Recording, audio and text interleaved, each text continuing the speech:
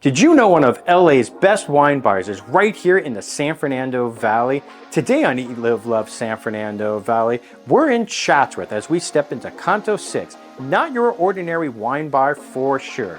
Here, it's all about the unforgettable food, unique wine selection, and from the cozy, sophisticated ambience to the expertly paired dishes, every detail here creates a special dining experience that has all of the locals talking.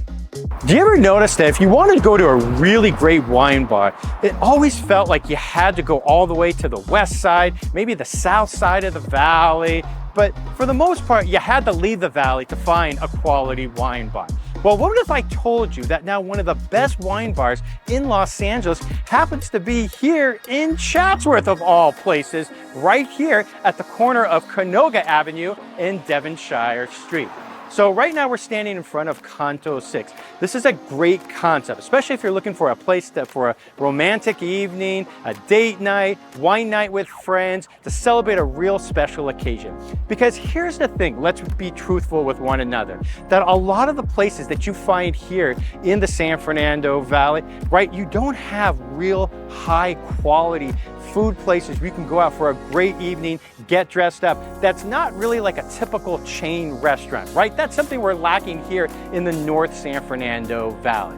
So today, we're gonna be showcasing a place to you that not only has incredible wine pairings, stuff that you probably won't find in other places, one of the best sommeliers here in Southern California, if not California itself. So again, you don't have a lot of these places here, especially in the North San Fernando Valley. This is a unique spot. So a place that where not only can get incredible wine pairings, but they pair it with some of the best European style food. And so this is such a unique place, such a blessing for us to be able to have a place like this here in the San Fernando Valley, and we're gonna feature them today. Santé. Santé.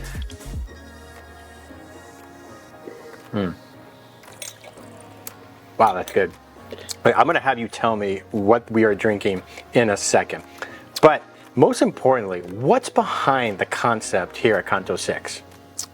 Canto VI is basically set up around Dante's Divine Comedy. And in his search for heaven, he went through hell and purgatory.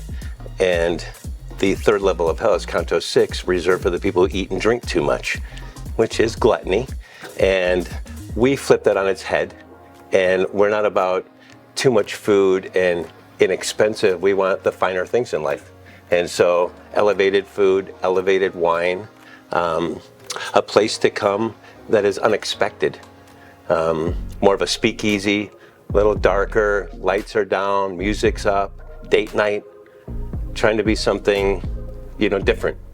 So you hit the nail on the head. What I think, like here in the Valley, I think there's a lack of places like what you were trying to establish here. And you guys have already done a great job of it, where, maybe you have a place that has really good food, but the ambiance isn't great. Or maybe you have a place that the ambiance is incredible, but the food is really subpar. And you guys have been able to blend both of those together. Well, that's what we're trying to do. I don't take it for granted. I have a great chef. We are filling a need that is not here. And I see it in the locals that come. They're so happy. They come in, and I've had so many people 4, 5, 6 times already. And they keep coming in. They've been looking at us over the last few months, waiting to see what was here. And they're just awesome.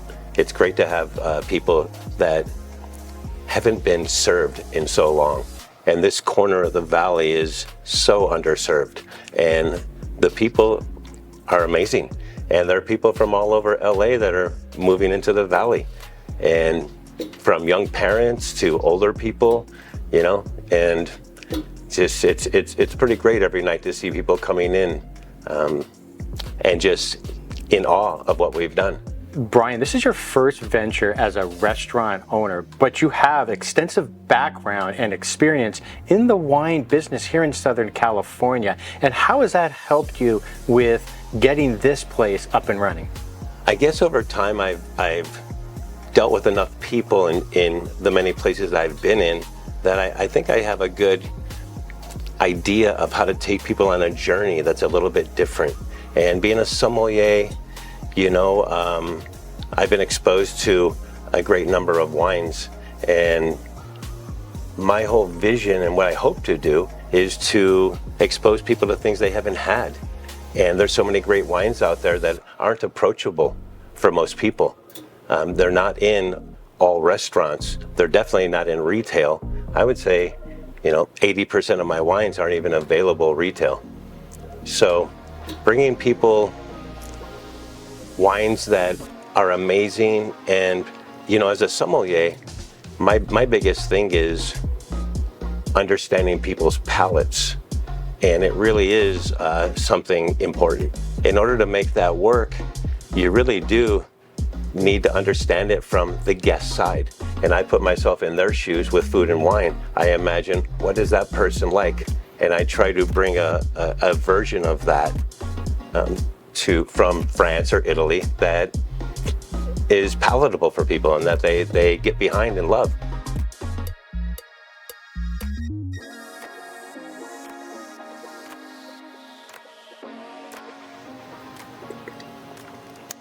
All right, Brian, this is what we were trying just moments ago. What is it? It is 2017 Benjamin Leroux Pinot Noir from Savigny-le-Bon. Just a super pretty Pinot Noir that we're bringing to people. We're probably the only ones in LA selling it. In fact, I know we are because I bought it all and have it held for me. And another example of just trying to bring somebody and everybody great wine. Right, and so I think that's one of the questions I have for you is, we talked about sort of how you source your wine, but what goes into the decision of the actual wine that you want to be serving here? Well, in that Canto VI thing where we want everything the best we can have, I come from a Michelin background, and so, I've been drinking higher end wines forever, and that's just kind of where my palate is stuck, if you will. But I want people to drink the best they can, and one thing that happens here is the wines that I choose, I don't pick them by a price point. I pick them by what I love. And oftentimes they're probably more expensive than people would feel comfortable in paying for if they were marked up normally. And so I take a wine and I bring it down in price as low as I can so I can keep a job and bring people the best they can. And so we're serving things that are a step up, and it's sort of that Michelin wine bar, if you will, but affordable. Right, and one of the things that I think people need to remember that's so unique about you guys is every wine bar here in Los Angeles, it's all domestic, a majority of the wine, and here it's all old world, mostly wines. Most of the stuff, like you said, you can barely find anywhere. Again, I buy a lot of wines that are not available retail. And I do try to corner the market on as many as I can so other people can't have them, to be honest. And to have people have to come here. People say, can I buy a bottle of that to go? And I'm like, no, we don't have a license for that. And they say, how can I drink? And I say, you got to come back. Yeah, I like it. Smart. Well, if you have the wines you want at home, maybe you should stay home. Very true. All right, let's put this aside here. What's next? What's next is our Demier Ancio Grand Cru Blanc de Blanc Champagne. A very small producer. He has 4 hectares and he picks 2 of the finest hectares of fruit. It is super exclusive. It's Grand Cru. What is Grand Cru if somebody's not familiar with it? Grand Cru is a designation of the level of the quality, in short. Very small vineyards, all the best sunlight, drainage, the quality of the dirt, the vineyard, age of the vines, great winemakers, and that's what we have here.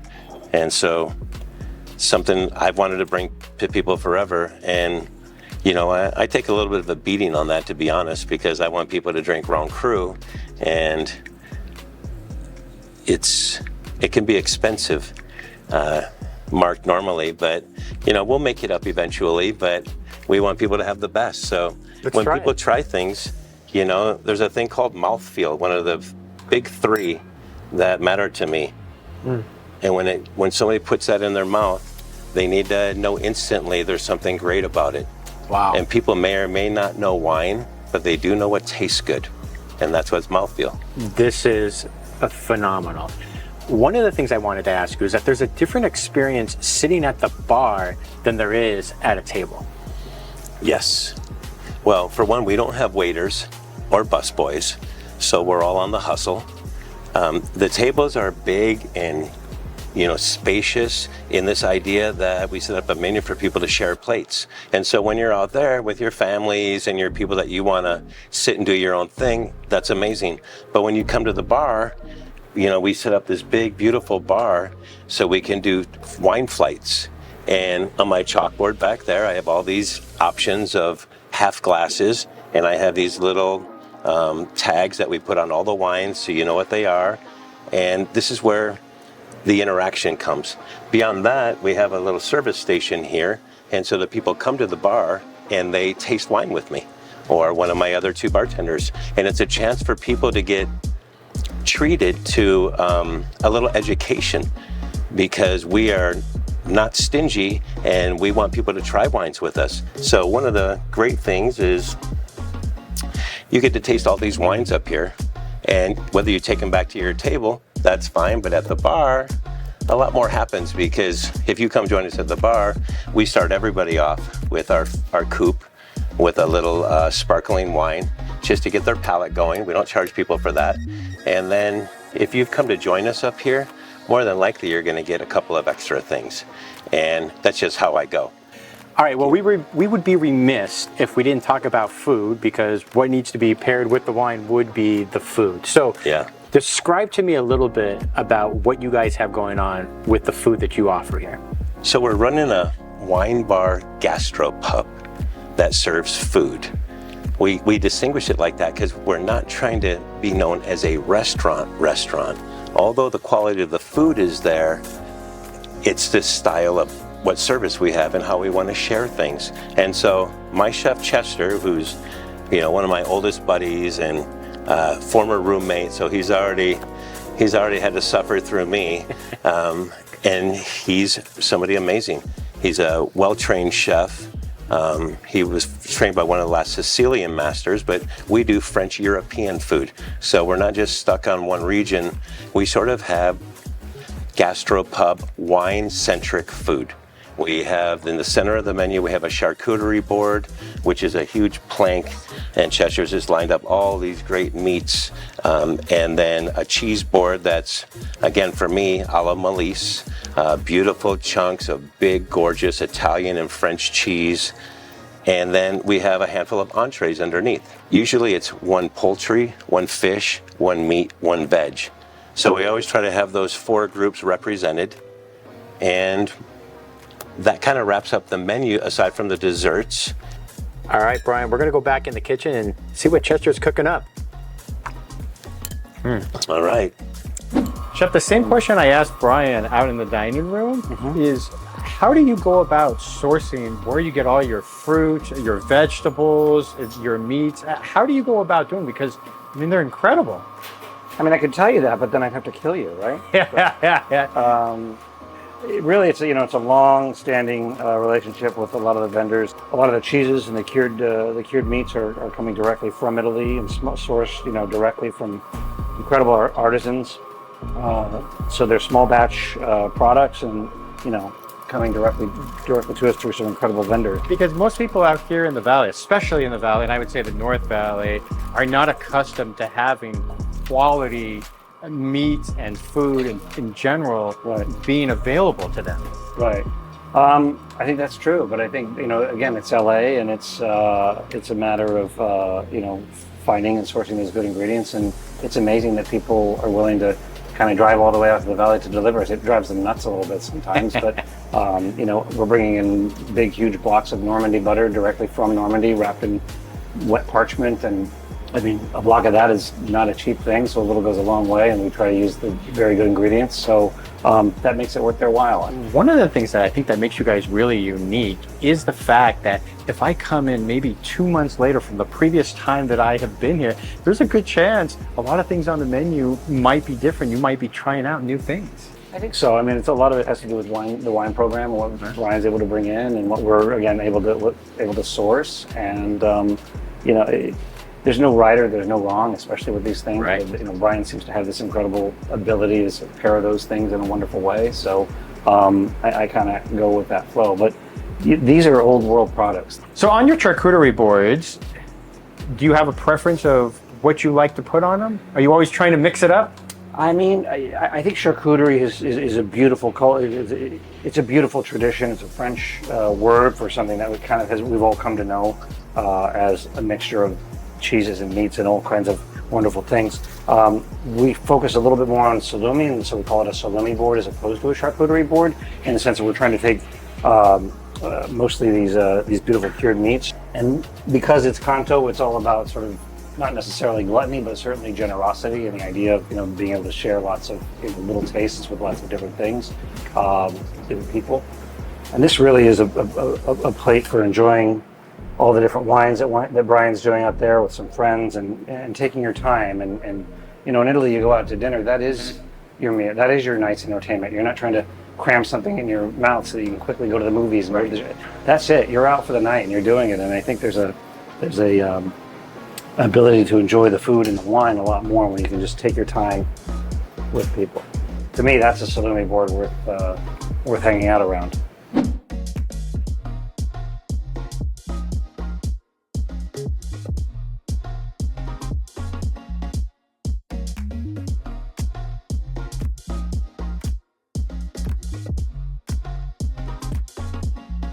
Brian, this is the Bresaola. Tell me about it.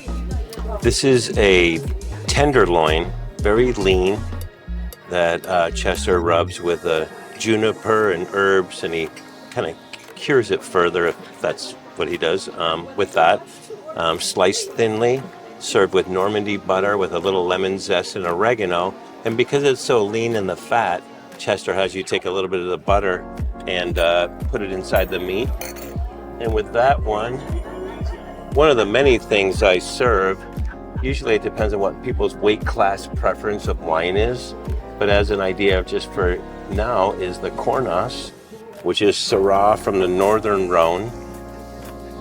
Pretty rare to see Cornas by the glass, and it matches the texture. You know, you pair with or against, and when you have something lean, meaty, you need something kind of rich to go against it, since there isn't a lot of fat. So yeah, to get that all in one good bite and take your time. One thing I kind of show people that they don't know is we don't put wine in our mouth while the food's in it. So when you chew your food well, you end up with all those flavors really married nicely. And then, you know, the moment you swallow, you take a little small sip. We're not trying to wash the flavors out. You're just taking a little sip and you're kind of holding it against the roof of your tongue for 2 or 3 seconds, and you'll see the richness and the tannin of the Syrah match the richness of the meat. And so it's kind of it's more the idea of tasting instead of eating. And that's a big thing we do here. That's why we pair foods and wines. It's about dining and not just eating. They're both incredible. Yeah, pretty All good. right, so next dish, lamb. That's a New Zealand lamb chop, pounded thin. Chester cooks that about a minute on each side, and it's just perfect with the Sicilian mint sauce and rosemary fries. And that one, I am going to, where are we going to go next? Well, I can go 2 different ways, but we'll do the bandol. Actually, you know, one fun thing is I'll have you do 2, because you never know people's style. Bandol is from the south of France, Mourvèdre, a little bit of Grenache, a little more of the earthy, barnyard, rich flavors. And another angle to do it is with Brunello, which is Sangiovese. And there we get a little bit more cigar box, leather wrapped cherry. You can kind of see through that one. So it shows you the weight class is a little bit less than the Bandol. Both lovely. I tell people when we do flights, which most people do, I'll do it like this, and I'll say, take a bite of your lamb chop, try it with one, take a bite of your lamb chop, try with the other, and tell me which one you like better. Because that's I'm going to pick you up on that. Yeah, it's one of the great things in wine, because just because I like something doesn't mean that's the way it works for you. One of the great things about doing these flights Isn't that a beautiful flavor? It's one of my favorite things. People are not expecting Amazing. the flavor with that mint sauce just elevates everything. Go ahead and try the bandel first.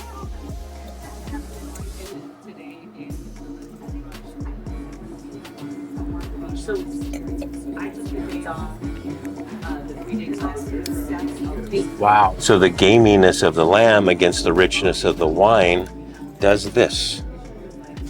One of the reasons why I don't have a lot of heavy wines is they do this. Heavy fruit, heavy alcohol. And that's something I learned at Malise long ago. You don't mess up the chef's food. Right? So there's that. Next is the... Let's take one more bite. Why not? If I'm forced to. Well, you're doing it for the team.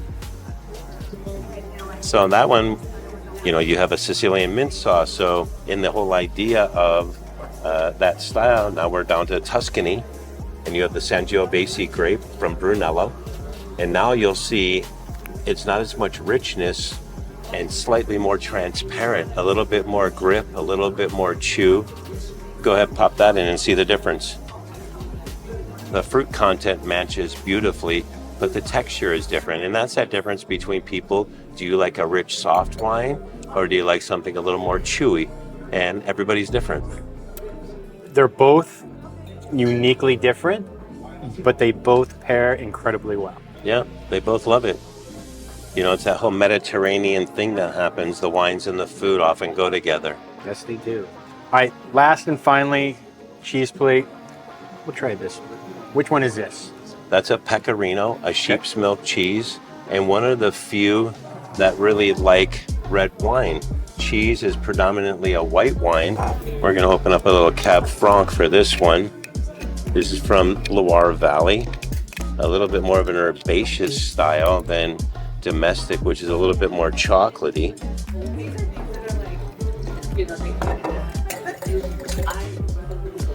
But pop that one in your mouth, see what you think. Generally, those have peppercorns on them, which is the thing that's First? yeah.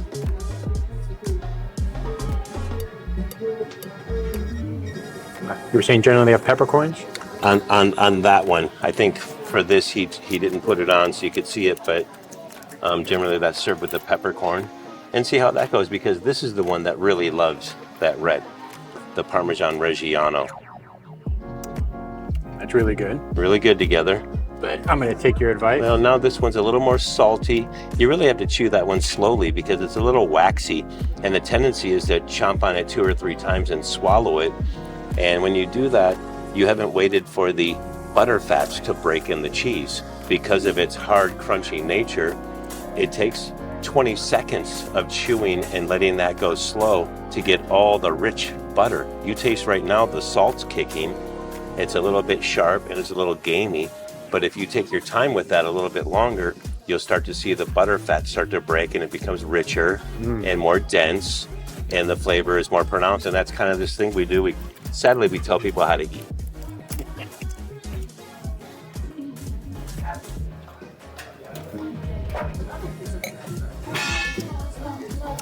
Oh my. Wow. That is something else. I love having a couple of cheese that go with red wine because true cheese pairing is probably 80% white wine. Brian, this has been an incredible and amazing experience. So my wife and our friends are on their way. I'm going to change, get dressed up, and we're going to show you what this place looks like at night.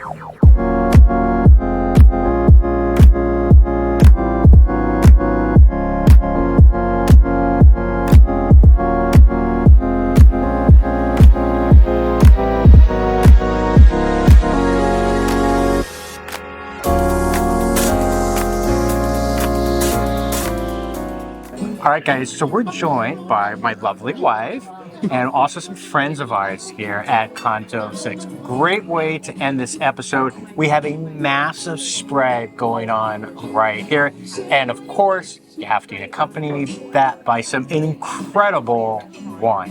What do you guys think of this place? This is our favorite spot. I mean, it's so great to come here any night of the week. You don't only have to come for dinner. You can also just come for a glass of wine and have fun with your husband or your wife and just enjoy. Let's dig in. Cheers. Cheers. Cheers.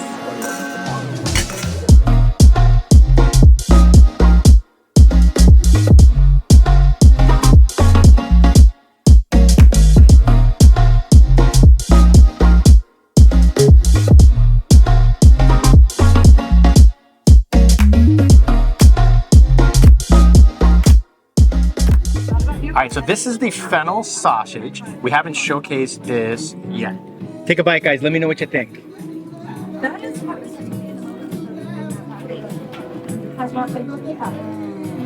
Gotta pair it with some wine. the smoky mozzarella and the herbaceous sauce just are the perfect pairing. Such a delicious bite. With the fennel counteracting the blackberry essence of the wine. Yes. Amazing. Terra culpa. It's a great pairing. But, and at the end of the day, you're not going to go wrong with any of the wines here. This isn't your typical wine bar like we've talked about so many times in this episode. This is a place where you're going to be able to find high quality wine. So warm. Those are the best tomatoes I've ever had. The quality of oil is so great. With a little bit of spice. The quality of the tomatoes themselves and how they prepared this dish. You were talking again about the quality, and that really is the essence of this. It doesn't just taste like, some type of random tomato. Tastes like summer. So delicious. Just that little bit of kick at the end. Yes. Not overpowering, Nope. just the right amount. No, after you have all that flavor in your mouth, and then just that little kick at the end. And soak up the oil. With some bread. Oh, I like it. Now The rosettes. The rosettes are so good. Break them apart and just eat all that oil. That's my weakness. I know, it's the best. Bread, Bread. oil, or bread and butter. Nothing better. Wow.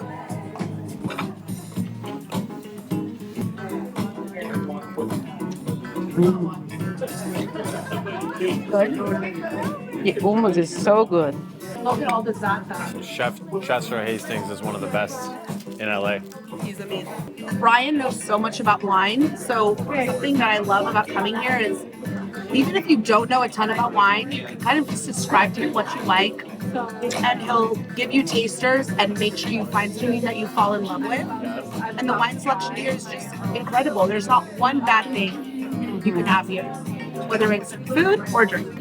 Right, and obviously, that's what makes this place so special is the way they're able to combine food and drink. All right, guys, Canto VI, they're located in Chatsworth on Devonshire Street, right at the corner of Devonshire and Canoga Avenue, right there on the southeast corner of the street. So, free valet parking, just that right there alone makes this place fantastic. But then if you think about it, a place like this, really, there's nothing really like it in the San Fernando Valley. And for people who live not only in the valley, but especially in the North San Fernando Valley, typically you have to go to the south side of the valley, but usually to the west side or Hollywood or Los Angeles itself. So the fact that you have a place like here, right here in the valley, this place is an absolute treasure. And think about it, I can't tell you how many times I have people come up to me and say, hey Scott, we need a place that's not a chain restaurant, a place that we can really has a great vibe and atmosphere that I can really hang out with friends, maybe go to for a birthday party, maybe actually go out on a date night. Just so many different ways to actually come out and spend a great evening with friends, your date, whomever. You have to come and check this place out. So there's so many great things to see here. If you like wine, you like great food, make sure you come and check this place out. If you like this episode of Eat, Live, Love San Fernando Valley, make sure you like, comment, and most importantly, share. And like they say in France, Santé!